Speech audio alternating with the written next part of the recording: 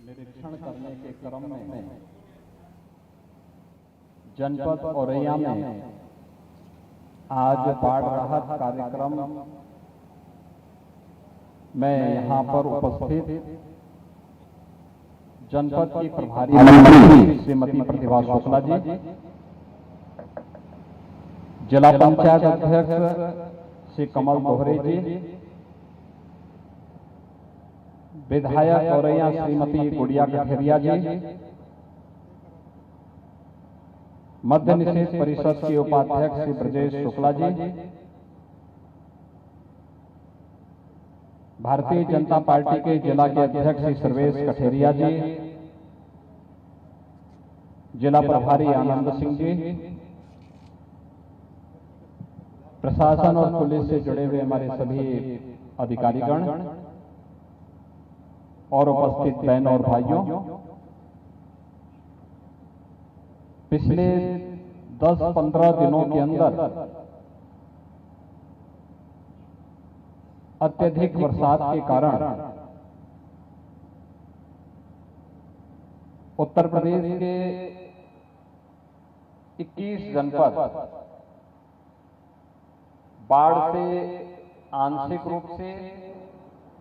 या बहुत सारे जनपदों में काफी दर्जनों गांव बाढ़ से प्रभावित हुए हैं।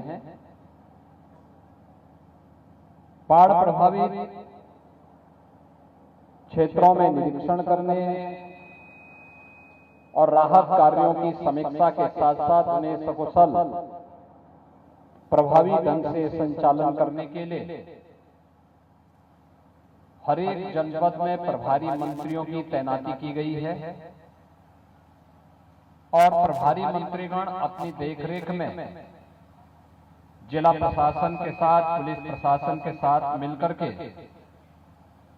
बाढ़ राहत कार्यों को तेजी के साथ आगे बढ़ाने का कार्य कर रहे हैं। और यहाँ जनपद में 12 राजस्व गांवों में 5000 से अधिक परिवार यमुना नदी में बाढ़ के कारण प्रभावित हुए हैं। हम सब जानते हैं कि ये बाढ़ राजस्थान में चंबल नदी के धौलपुर आदि से जल छोड़ने के कारण वहां से जलस्तर काफी बढ़ने के कारण ये बाढ़ की स्थिति पैदा हुई। सामान्यतः हम देखते हैं कि जो खतरा का निशान है यमुना जी में वह 113 मीटर है, लेकिन उससे भी 4.5 मीटर ऊपर, खतरे के निशान से भी 4.5 मीटर ऊपर जल का स्तर पहुंचने के कारण ये स्थितियां पैदा हुई, जिसके कारण आगरा, इटावा का आंशिक क्षेत्र, औरैया, जालौन और यमुना जी के तटवर्ती क्षेत्रों में बलिया तक का वह क्षेत्र, क्योंकि प्रयागराज में मां गंगा के साथ यमुना जी का मिलन हो जाता है, लेकिन ये क्षेत्र बलिया तक पूरा प्रभावित होता गया। इन सभी क्षेत्रों में बाढ़ राहत कार्यों को प्रभावी ढंग से आगे बढ़ाने के लिए और पीड़ित परिवारों को आर्थिक सहायता उपलब्ध करवाने के लिए सरकार ने अपने स्तर पर पीएसी की फ्लड यूनिट को, एनडीआरएफ को, एसडीआरएफ को तैनात किया है। हमारी आज वर्तमान में भी अलग अलग क्षेत्रों में इन सब की जो यूनिट है वह प्रभावी ढंग से बाढ़ कार्यों का निरीक्षण करके वहां पर राहत कार्यों को प्रभावी ढंग से आगे बढ़ाने का काम कर रही है। एनडीआरएफ की 16 टीमें, एसडीआरएफ की 18 टीमें और पीएसी की फ्लड यूनिट की 31 टीमें वर्तमान समय में बाढ़ प्रभावित जनपदों में जहां कार्य कर रही हैं, वहीं इन सभी 21 जनपदों में 1250 से अधिक नौकाओं की व्यवस्था के माध्यम से भी नागरिकों के आवागमन के कार्यक्रम को सुचारू बनाने का कार्य किया गया है। पर्याप्त मात्रा में नौकाओं की व्यवस्था के साथ ही हर एक जनपद, प्रदेश स्तर पर, जनपद स्तर पर कंट्रोल रूम की व्यवस्था, हर एक गांव में भी बाढ़ चौकी की व्यवस्था और राहत कार्य के लिए जिन लोगों को सुरक्षित स्थानों पर पहुंचाना पड़ा उनको सुबह का ब्रेकफास्ट, दोपहर का और सायंकाल का भोजन की व्यवस्था, शुद्ध पेयजल की व्यवस्था, पशुओं के चारे की व्यवस्था। जो लोग अपने घरों में सुरक्षित रह सकते हैं उनके घरों की व्यवस्था की दृष्टि से हम लोगों ने वहां पर उन्हें सूखा राहत की किट भी उपलब्ध करवाए हैं। आप देख सकते हैं किट में 10 किलो चावल, 10 किलो आटा, 2 किलो दाल, 1 किलो तेल, 10 किलो आलू और अन्य सूखा सामग्री के साथ साथ मसाले और नमक आदि घर की जरूरतों को देने के साथ ही डिग्निटी किट, बरसाती, ये सब देने की कार्रवाई भी की जा रही है।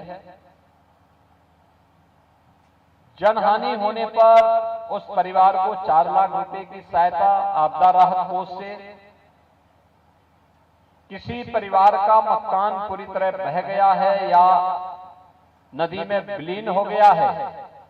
उन परिवारों को मुख्यमंत्री आवास योजना से आच्छादित करने की कार्रवाई भी की जा रही है। पशुओं के चारा के साथ ही अगर पशुधन की हानि हो रही है उसका भी कंपनसेशन दिया गया है। स्वास्थ्य के जगह जगह शिविर स्थापित किए गए हैं और यह भी व्यवस्था की गई कि इस सीजन में कोई एंटी रेबीज वैक्सीन की व्यवस्था या सांप के काटने पर एंटी स्नेक वेनम की भी व्यवस्था सीएससी स्तर पर, डिस्ट्रिक्ट हॉस्पिटल के स्तर पर भी पर्याप्त मात्रा में उपलब्ध करवाए गए हैं, जिससे किसी भी व्यक्ति को हम लोग,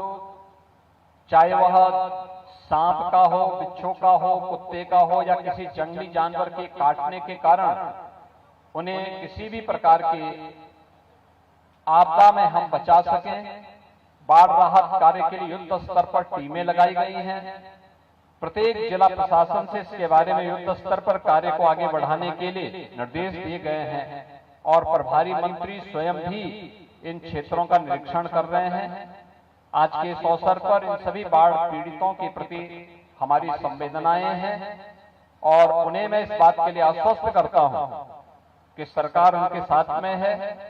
हर प्रकार का सहयोग सरकार उन्हें करेगी। जिन अन्नदाता किसानों की फसल को नुकसान पहुंचा है उसके सर्वेक्षण के भी आदेश दिए गए हैं और उन्हें भी सर्वेक्षण की रिपोर्ट आते ही तत्काल कंपनसेशन उपलब्ध करवाने का कार्य होगा। हमें भी अलर्ट मोड में रहना होगा क्योंकि अभी ये अगस्त का प्रथम सप्ताह है और बाढ़ की आशंका सितंबर तक बनी रहती है। हमें इसके लिए सदैव सतर्क दृष्टि से इन सभी पे नजर रखनी होगी। मैं आपको इस बात के लिए आश्वस्त करता हूं कि सरकार और प्रशासन पूरी मुस्तैदी के साथ आपके साथ खड़ी है और आपको हर संभव सहायता करने के लिए पूरी मजबूती और प्रतिबद्धता के साथ कार्य करेगी। धन्यवाद। जय हिंद।